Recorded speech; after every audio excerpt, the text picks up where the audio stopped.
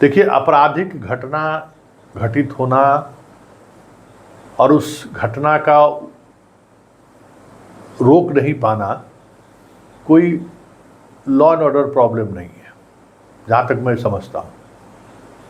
क्योंकि अपराधी जितनी तैयारी के साथ जिस तरीके से घटना को अंजाम देते हैं, हर एक सूचना पुलिस को पहले मिल जाए ये ज़रूरी नहीं है। और घटना हुई तो फिर इसको इस आधार पर ये भी कहना मुनासिब नहीं होगा कि लॉ एंड ऑर्डर की स्थिति बिगड़ गई है।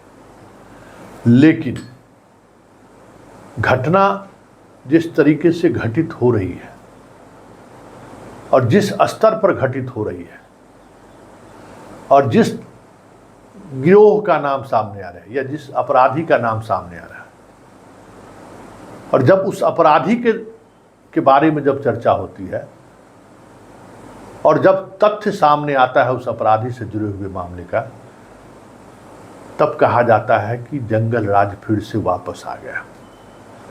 भट्टी साहब, आप थोड़ा बिहार को समझिए और आपसे मेरी आरजू विनती है कि आप इस खबर को देखिए और इस खबर को समझिए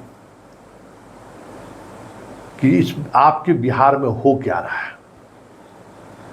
आपके लिए हमें लगता है कि आप ईमानदार ऑफिसर हैं, समस्तीपुर एसपी भी आपका ईमानदार है, उसके लिए भी ये खबर है कि देखिए, और इस देश की जनता के लिए भी, इस राज्य की जनता के लिए भी ये खबर है, और इस राज्य के नेताओं के लिए भी खबर है, या इस राज्य में जो अमन चैन पसंद लोग हैं उनके लिए भी ये खबर है।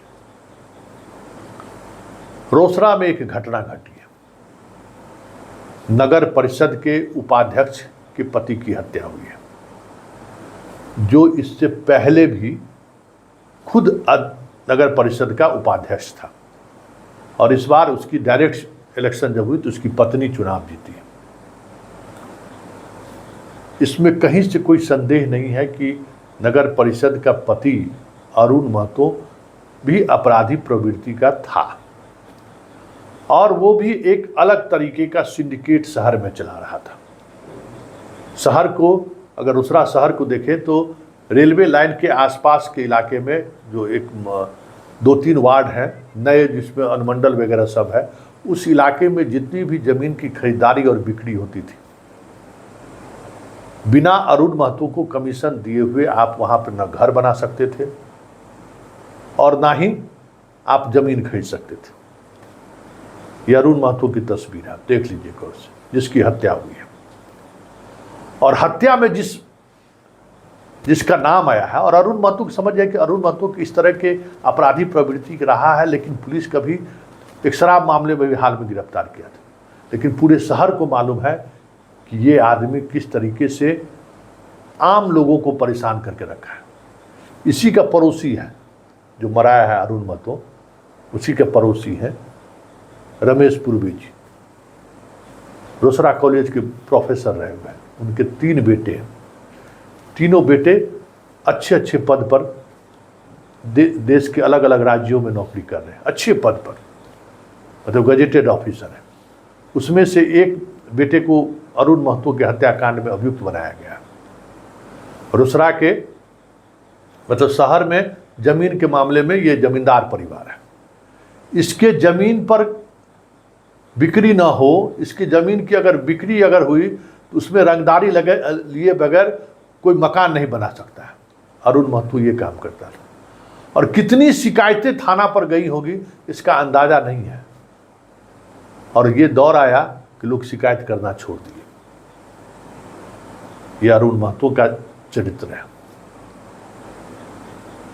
अब उस जो सिंडिकेट बना है ज़मीन को लेकर, हर जगह ये चीज़ें चल रही हैं।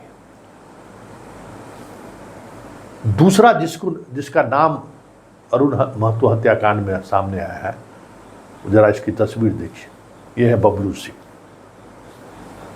बबलू सिंह रोसड़ा में एक पत्रकार विकास रंजन हुआ करता था, हिंदुस्तान का। उसकी हत्याकांड मामले में आजीवन कारावास की सजा मिली है, और लगभग 2-2.5 साल बाद हाल ही में जेल से निकला है। और ये जब से जेल से निकला है इसका भी एक अपना क्षेत्र है, जिस क्षेत्र में अगर आप ज़मीन की खरीद बिक्री करते हैं या दो भाइयों में ज़मीन को लेकर अगर कोई विवाद हुआ है तो हर वे हथियार के साथ पहुंचना, कमज़ोर भाई से जबरन रजिस्ट्री करा लेना, जबरन कब्जा कर लेना, रोजाना की ये घटनाएं थी। लेकिन पुलिस बबलू सिंह के घर चिकन पार्टी में और शराब की पार्टी में साथ बैठकर खाता था। एगो थाना प्रभारी था सीताराम, जहाँ तक मुझे जान, नाम उसका सीतेराम था, नाम तो सीताराम लेकिन करामात उसका यही था। वो थाना प्रभारी इसके यहाँ बैठ के खाता था, एसपी साहब और डीजीपी साहब। अगर सीताराम अगर समस्तीपुर जिला में है तो सुन रहा होगा हमारा बात।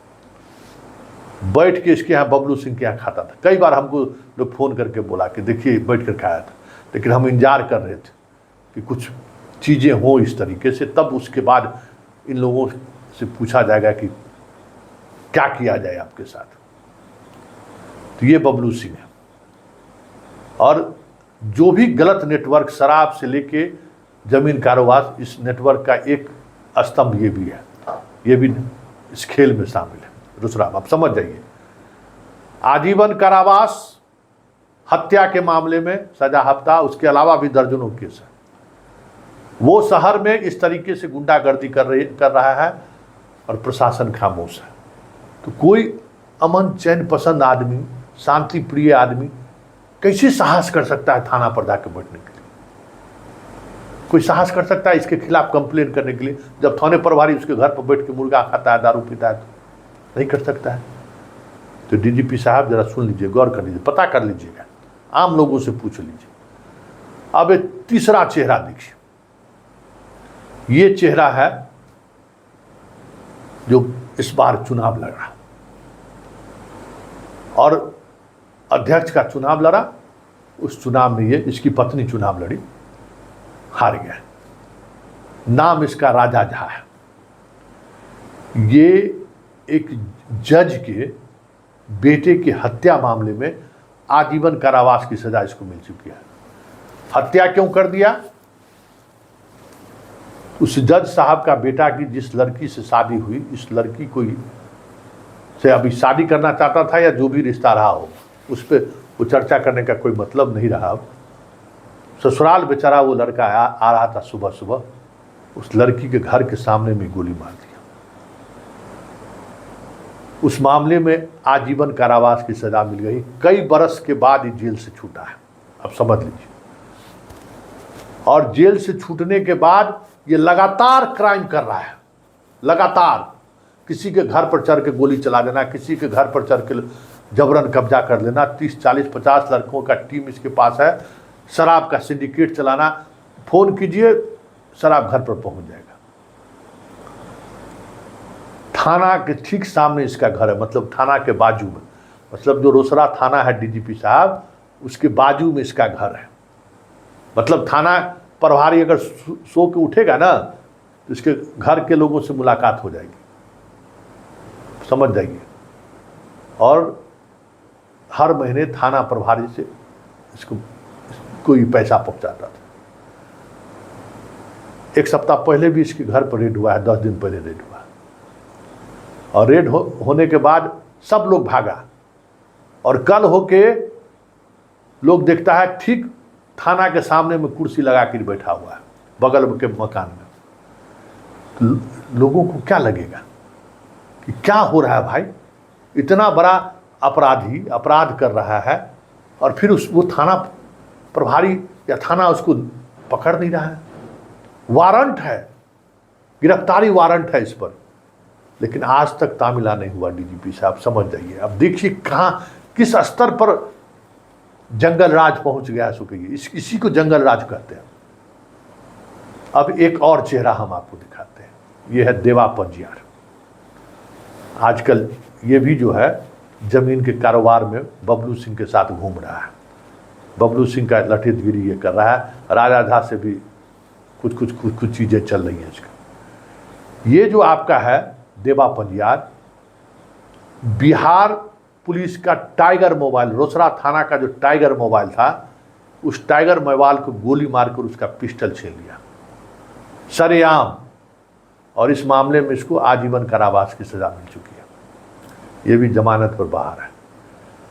मतलब 4 अपराधी जो पूरे शहर को का अमन चैन प्रभावित किए हुए हैं, और वो चारों अपराधी अलग अलग तरीके के हत्याकांड में सजा हापता है, फिर भी जमानत पर छूटा हुआ है, अपराध कर रहा है और थाना खामोश है। डीजीपी साहब, सवाल बनता है कि नहीं बनता है? एसपी कवि हृदय, सवाल बनता है कि नहीं बनता है? बताओ यार, बनता है सवाल। सिर्फ हृदय कवि से नहीं होता है, और जहां जहां प्रेस कॉन्फ्रेंस करते हैं उससे नहीं होता है। हम शुरू से कहते हैं, तिवारी जी, समस्तीपुर जिला है, ये जो ताम झाम से जिला नहीं चलने वाला है। आपको दिखाना होगा ताकत, और रोसड़ा में जो घटना घटी है, उस घटना के पीछे पूरी पुलिस मिशनरी खड़ी हुई है। वहाँ चाहता है कि वहाँ के व्यापारी शहर छोड़कर चला जाए। रोसड़ा पुलिस चाहती है कि वहाँ जो अमन चैन का माहौल है वो माहौल ख़त्म हो जाए। 5 बजे 6 एक दौर में था कि 5 बजे 6 बजते बजते पूरा शहर बंद हो जाता था। तो पुलिस यही चाहती है। पुलिस चाहती है कि हर घर घर शराब पहुँचे, और उस शराब का सिंडिकेट काम करने वाला अगर लॉ एंड ऑर्डर का प्रॉब्लम भी कहीं करता है तो पुलिस उसके साथ खड़ी रहती है। डीजीपी साहब और एसपी समस्तीपुर, सुन लो यार, यही है। इसलिए हम कहें कि देखिए, ये कोई घटना नहीं है। हत्या लूट होना स्वाभाविक है, इसको रोक कोई नहीं सकता है। ये हमारी आपकी मानसिक वो उस तरीके का सनक है, हम उस तरीके से पैसे कमाए होगा ही। लेकिन इस तरीके से 4 अपराधी जो बड़े बड़े मामले में जिसको सजा हो चुकी है, एक बार अगर आप हाई कोर्ट को लिख कर दे देंगे कि ये आदमी आप जमानत पर अभी छूटा है, इसको सजा डिस्ट्रिक्ट कोर्ट से मिला हुआ है और ये अपराध कर रहा है, 2 दिन के अंदर में उसकी जमानत रद्द हो जाएगी। लेकिन किसी मामले में हाई कोर्ट में रोसड़ा का पुलिस आवेदन नहीं दिया, छोड़ दिया कि वाह चलिए लूट के लाइए, कूट के खाइए। ये सिंडिकेट से हर महीने 10 से 15 लाख रुपया रोसड़ा पुलिस को आमदनी होती है। और ये थानेदार, ठीक है, थानेदार के बारे में लोग पॉजिटिव बता रहे हैं कि एंटी क्रिमिनल है। बाकी चीज़ें हम और हमें जानकारी नहीं मिली है कि थानेदार कैसा है। डीएसपी साहब तो मास्टर साहब हैं, उनको कुछ कहना ही नहीं है। एसपी भी मास्टर साहब है। तो भट्टी साहब, इस तरीके से आपके यहाँ पुलिसिंग हो रही है। और दुखद स्थिति देखिए ना, पुलिस मुख्यालय में जो अभी गंगवार साहब बैठे हुए हैं, गंगवार साहब, वो गंगवार साहब दरभंगा आईजी थे जिस समय में उस टाइगर मोबाइल की सरेआम हत्या करके पिस्टल छीन लिया गया था। बड़ी बबेला मचा था, गवर्नेंस पर सवाल खड़ा होने लगा था, कानून के राज पर सवाल खड़े होने लगे थे। और उस मामले में जिसको आजीवन कारावास की सजा मिली है, आज फिर से पूरे रोसड़ा के शहर से रंगदारी वसूल रहा है। रोसड़ा के शहर के व्यापारी घर से निकलने से उसके नाम से घबरा रहे हैं, लेकिन पुलिस उससे दोस्ती की हुई है। पुलिस उसके साथ बैठकर शराब का कमीशन खा रहा है, उसके साथ बैठकर ज़मीन का कमीशन खा रहा है। फिर कैसे विश्वास बढ़ेगा? इस मोबाइल, आप जो मोबाइल देते हैं कि भाई चोरी हुआ है तो मोबाइल हम वापस कर देते हैं, इससे कैसे विश्वास बढ़ेगा लोगों का? तो ये स्थिति है डीजीपी साहब ज़मीनी स्तर पर। अब समझ जाइए कि आप पर से लोगों का भरोसा उठेगा कि नहीं, इस सरकार पर से लोगों को भरोसा उठेगा कि नहीं। क्योंकि ये सवाल घटना का नहीं है कि हत्या हो गई है, सवाल ये है कि इस तरीके के लोग घटना कर रहे हैं जो ऑलरेडी कन्विक्टेड है, और वो लोग आकर अपराध कर रहे हैं, और आपकी पुलिस उस अपराधी के साथ, कन्विक्टेड अपराधी के साथ खड़ी है। समस्या यही है डीजीपी साहब।